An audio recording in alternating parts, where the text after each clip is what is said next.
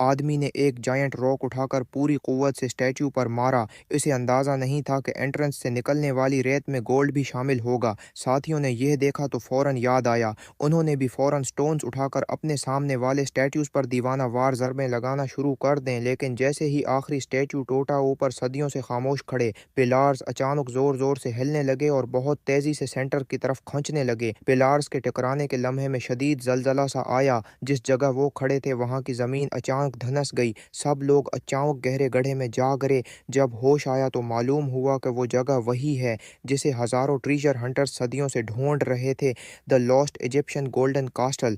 लेकिन वो अभी समझले भी ना थे कि नीचे की स्टेयर्स तेजी से सकड़ने लगे। सब लोग पैनिक में आकर नीचे की तरफ भागे, लेकिन स्टेयर्स की रफ्तार बहुत तेज थी और वो सब नीचे गिर पड़े। शक्र है नीचे एक पानी का तालाब था जिसने उनकी जान बचा ली। पानी की रवानी के साथ साथ वो एक मिस्टीरियस है केव तक पहुंचे और जैसे ही इसमें दाखिल हुए, ऑन के सामने का मंजर उनकी सोच से कहीं बढ़कर था। हर तरफ प्राइसलेस गोल्ड और ट्रेजर बुखरा हुआ था, लेकिन ग्रुप का एक बूढ़ा उन सबको नज़रअंदाज करता हुआ एक डस्टी जायंट डोर की तरफ बढ़ा और अपनी जेब से एक ट्रांसपेरेंट क्रिस्टल बॉल निकाल कर दरवाजे के सामने रखा। यही वो मैजिक बॉल था जो गोल्डन कासल को एक्टिवेट करता था। जब वो सीक्रेट चैम्बर में दाखिल हुए तो उनकी नज़र एक हेडलेस स्टैचू पर जा पड़ी। फिर वो स्टैचू जिंदा हो गया। किसी ने सोचा भी न था कि लेजेंडरी गोल्डन कास्टल वाकई प्योर गोल्ड से बना है। वॉल्स की हर ब्रिक की कीमत बिलियंस ऑफ डॉलर्स थी और आसपास 13 क्रिस्टल स्कल्स रखी हुई थी, लेकिन उनमें से एक हेडलेस स्कल सबकी तोजा खींचने लगी। कहा जाता है कि अगर वो मिसिंग क्राइस्टल हेड वापस इस स्कल को दिया जाए तो कोई भी विश पूरी हो सकती है। एक औरत ने बेसब्री से वो क्राइस्टल हेड डॉक्टर के हाथ से छीना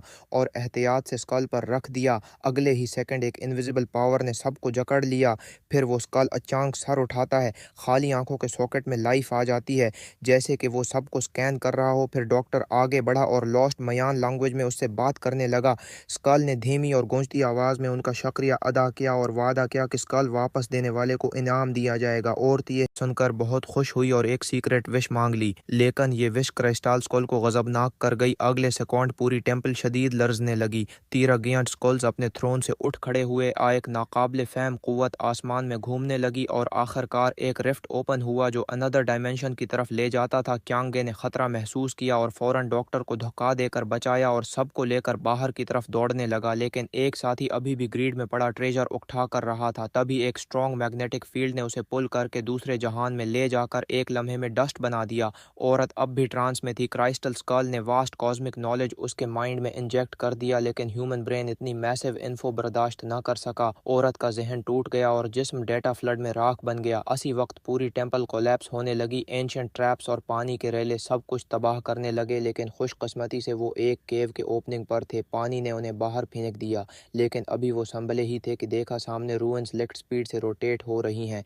सेंट्रल पिरामिड जमीन बोझ हो गई और एक ह्यूज एलियन स्पेसशिप डिब्रीज से आसमान की तरफ उठने लगी। एक ब्लाइंडिंग फ्लैश के साथ स्पेसशिप एक लम्हे में दूसरे डायमेंशन में वनिश हो गई। मैसिव स्टोन्स नीचे गिरने लगे और फ्लड ने बाकी एलियन टेक्नोलॉजी के तमाम निशानात मिटा दिए। इस वक्त शांगे को एहसास हुआ कि गोल्डन कास्टल कभी था ही नहीं, बल्कि ये तो एक एलियन सिविलाइजेशन का अर्थ पर बेस था। लेकिन उसके दिल में अब भी अफसोस था कि अगर एक ब्रिक ही साथ ले आता तो पूरी जिंदगी के लिए काफ़ी था। और शायद कोई कभी ना जान सके कि औरत ने ऐसी कौन सी विश मांगी थी जो इवन एलियंस को भी फ्यूरियस कर गई।